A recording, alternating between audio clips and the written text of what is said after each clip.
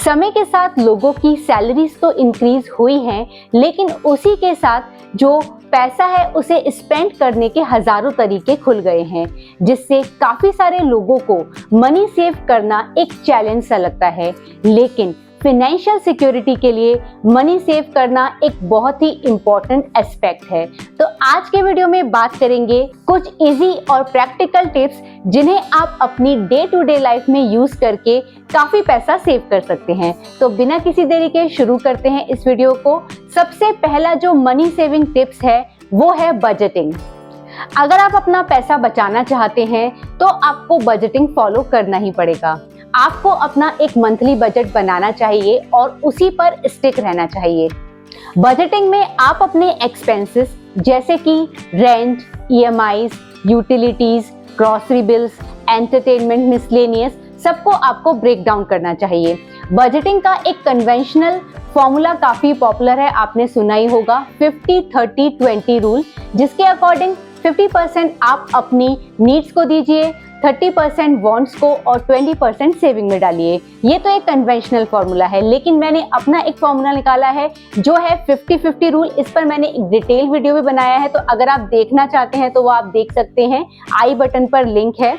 इसके अकॉर्डिंग ये जो प्रिंसिपल है इसमें आपको 50-50 करना होगा। 50% जो आपका मनी होगा वो एलोकेट हो जाएगा आपके वांट्स और नीड्स की तरफ, और जो रिमेनिंग 50% होगा वो चला जाएगा सेविंग्स में। तो ये एक बहुत ही आसान सा तरीका है बजटिंग का, पर आपको इसको मंथली बजटिंग के तौर पर फॉलो करना चाहिए। इससे करने से आपका पैसा तो सेव होगा ही, और आप में एक डिसिप्लिन आएगा पैसे को लेकर और उसको सेव करने को लेकर। नेक्स्ट है ट्रैक योर एक्सपेंसेस। अगर आप सेविंग करना चाहते हो तो आपको ये तो चेक करना ही पड़ेगा कि आपका पैसा आखिरकार जा कहाँ रहा है। आप पैसा तो कमा रहे हो लेकिन जो पैसा है वो बचता नहीं है, तो आपको इन और आउट पर पूरा ही ट्रैक रखना पड़ेगा। चाहे छोटे से छोटा एक्सपेंस हो या बड़े से बड़ा एक्सपेंस हो, आपको आइडेंटिफाई करना पड़ेगा कि इसमें से कौन सा जो एक्सपेंस है वो नेसेसिटी है मेरे लिए और कौन सा मैं अननेसेसरी जो है एक्सपेंसेस कर रहा हूँ। इससे आप क्या कर पाओगे, आप जब ट्रैक करोगे तो आप आइडेंटिफाई कर पाओगे जो आपके फालतू के खर्चे होंगे, आप उनको कट डाउन कर लोगे और जो रिमेनिंग जो पैसा बचेगा उसके अगेंस्ट उसको आप सेव कर पाओगे।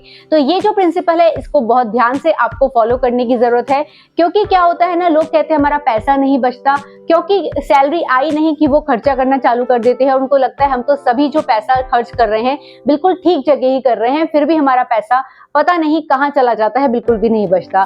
तो जो एक्सपेंसेस हैं आपके, उस पे आपको कीप ऑन आई आप रखिए। अननेसेसरी एक्सपेंसेस को आइडेंटिफाई कीजिए और आज ही उन्हें बंद करके उस पैसे को सेव कर लीजिए।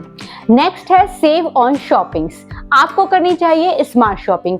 देखिए, ज्यादातर पैसा आपका कहाँ स्पेंड होता है, ये कह सकते हैं कि कहाँ खर्च होता है, वो होता है शॉपिंग पर।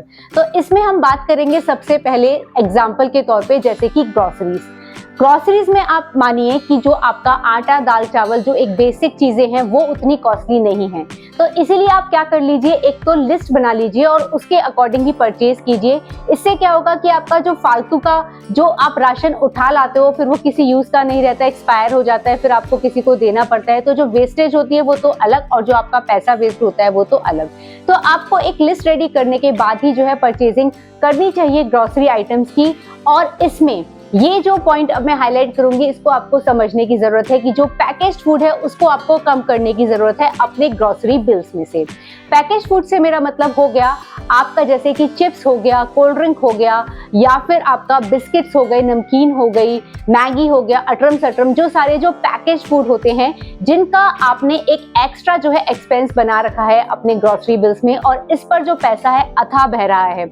जबकि आप देखोगे जो बेसिक जो चीजें होती है, आटा, दाल, चावल वगैरह जो होते हैं, ये इतना कॉस्टली नहीं है, ये तो सरकार ने भी सस्ता ही रखा हुआ है। लेकिन जो पैकेज्ड गुड्स आप खाते हो, एक तो ये महंगा आता है, वो तो चीज है, लेकिन सबसे जो बड़ी बात होती है इससे आपकी होती है हेल्थ खराब।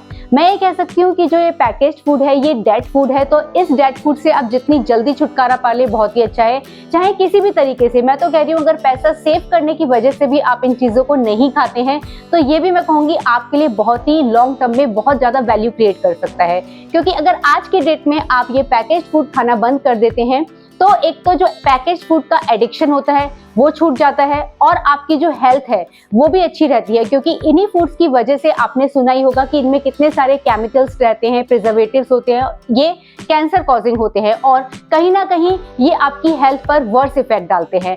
तो आज ही जो है अगर आप पैकेज फूड छोड़ देते हैं, जो केन जूसेस वगैरह अटरम सटरम बहुत सारी चीजें हैं, ये मतलब आप पूरा लिस्ट चेकआउट कर सकते हैं कि पैकेज फूड में क्या क्या आता है। इसमें शुगर भरा होता है, एडिक्टिव्स होते हैं और प्रिजर्वेटिव्स होते हैं। इनको आप बंद कर देंगे, एक तो आपके जो ग्रोसरी बिल्स हैं वो आधे रह जाएंगे और आपकी जो हेल्थ है वो आपकी डबल हो जाएगी। मेरा कहने का मतलब है आपकी जो हेल्थ है बहुत अच्छी हो जाएगी, आप बीमारियों से बहुत ज्यादा दूर रहोगे, क्योंकि ज्यादातर बीमारियां आप देखोगे, डायबिटीज हो गया, हार्ट डिसीज हो गई, ये सब इन पैकेज फूड को खाने से ही लगती है। तो आज की डेट में ही आप ये पैकेज फूड जो है छोड़ दीजिए, पैसा तो आपका सेव होगा ही और आपकी हेल्थ भी सेव हो जाएगी। नेक्स्ट शॉपिंग आइटम है क्लोथिंग हो गया आपका, या एक्स्ट्रा कुछ भी घर का सामान हो गया। तो देखिए आजकल ऑनलाइन का जमाना है जैसा आपको पता ही है, और ऑनलाइन में भी दो बार तो सेल जो है आपकी आती है, जैसे कि फ्लिपकार्ट की हो गई बिग बिलियन डेज या फिर अमेजन की the great Indian festival sale. तो इन सेल में आप चेक करना कि जो रेट्स होते हैं वो बहुत ही कम होते हैं, क्योंकि ये स्टॉक क्लियरेंस सेल होती है। तो आप अपनी आदत बनाइए कि साल में मुझे 1 या 2 बार ही शॉपिंग करनी है और उस टाइम आप अपना जो है काफी पैसा जो है सेव भी कर सकते हो। तो इससे एक तो देखिए, एक तो ये हैबिट होगी कि आप जो भी परचेस करने का सोचोगे आप उस चीज को डिले करोगे कि चलो जब सेल आएगी तब मैं लूंगा। तो ऐसा भी हो सकता है कि कुछ आपके इंपल्सिव बाइंग वाली जो हैबिट हो कि यार ये चीज अच्छी लग रही है अभी ले लेते हैं, लेकिन जब आप उसे डिले करोगे सेल के लिए कि भाई उन डेज में मैं लूंगा, तब आप ये हो सकता है कि आप उस प्रोडक्ट को बाय ही ना करो, आपको लगे ये तो बेकार का ही आइटम है, पता नहीं मैं क्यों सोच रहा था। क्योंकि आप ये चीज साइकोलॉजिकल है कि जब आप कोई चीज लेने की सोचते हैं, अगर उसे आप थोड़ा डिले करेंगे तो हो सकता है कि उस चीज को लेने का आपका मन ही खत्म हो जाए। तो इस केस में क्या होगा कि आपका होगा पैसा सेव। और अगर आप साल में 1 या 2 बार शॉपिंग की हैबिट अपने में इनबिल्ट कर लोगे तो आपका बहुत पैसा सेव होने वाला है, क्योंकि आप मैक्सिमम टाइम बाहर निकलते हो तो क्या होता है, आपको लगता है कि यार कुछ खरीद लेते हैं, चाहे आपका जरूरत का सामान हो या नहीं हो, लेकिन आप उसे घर ले आते हो और फालतू में ही आपका जो पैसा होता है वो वेस्ट हो जाता है। तो इससे तो अच्छा यही है, जैसे मैंने बोला, साल में 1 बार या 2 बार ही आपको अपनी जो आइटम्स है उनकी लिस्ट रेडी रख लेनी चाहिए और जब सेल आए तो उन्हें परचेज करना चाहिए। एक तो आपको हैवी डिस्काउंट्स भी मिल जाते हैं, उस पर भी आपका पैसा सेव होता है, और अगर आप परचेजिंग की हैबिट को डिले करना सीख जाओगे तो जो एक्स्ट्रा आइटम जो फालतू का आप लेने का सोचते हो वो भी आप ड्रॉप कर देते हो। तो इसमें आपका जो है बहुत सारा पैसा बच जाता है। तो ये जो दोनों जो एग्जाम्पल मैंने दिए हैं, चाहे वो ग्रोसरी शॉपिंग से रिगार्डिंग या फिर क्लोथिंग वगैरह से रिगार्डिंग, ये आप अपनी लाइफ में फॉलो करके देख लीजिए, डेफिनेटली आपका बहुत ही पैसा इसमें सेव हो सकता है। अब नेक्स्ट आप कहाँ खर्चा करते हो? ट्रैवल पर। देखिए ट्रैवल करना बहुत जरूरी है और ये लाइफ में आपको एक बहुत ही अच्छा एक्सपीरियंस देकर जाता है, मेमोरीज क्रिएट होती हैं, तो इस पर तो आपको खर्चा करना ही चाहिए। अगर आप नहीं भी करते हो ट्रैवल तो मैं तो यही कहूंगी कि आपको साल में 1 बार तो कहीं ना कहीं निकलना ही चाहिए। अब बात वहां आ जाती है कि लोग कहते हैं कि ट्रैवल बहुत महंगा है और कुछ लोग तो ट्रैवलिंग पर अथाह पानी की तरह पैसा बहा देते हैं।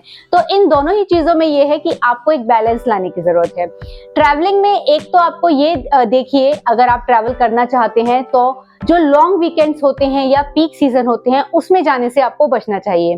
देखिए इंडिया आपको पता है कि एक बहुत ही ज्यादा पॉपुलेटेड कंट्री है, और जब लॉन्ग वीकेंड्स और या फिर ये इस तरह के जो न्यू ईयर वगैरह आ गया या फिर कोई अदर फेस्टिवल आ गया, तो उस केस में क्या होता है कि जो भीड़ होती है वो बिल्कुल इतनी ज्यादा हो जाती है। हर जगह जो रेट्स आप देखोगे पीक पर पहुंच जाते हैं, चाहे फ्लाइट्स के हो, ट्रेन के हो, क्योंकि सब में ही आप देखोगे आजकल सर्च चार्जिंग लगती है।